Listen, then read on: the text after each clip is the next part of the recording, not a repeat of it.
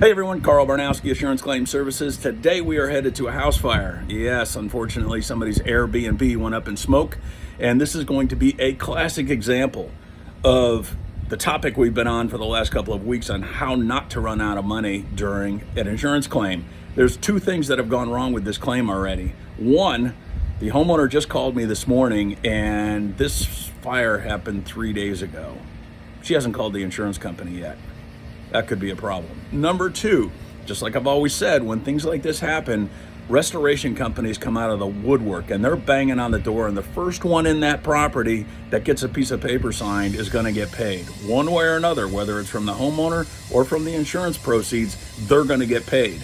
Sure enough, the restoration company showed up, said we'll do the dry out, we'll bill your insurance company directly. Two things that the homeowner should have asked. A, is this necessary? And when I say that, in a smoke or in a fire like this, a insurance company will not pay to dry out material, flooring, drywall, cabinets, things of that nature that are going to end up in a dumpster. They will deny paying for that.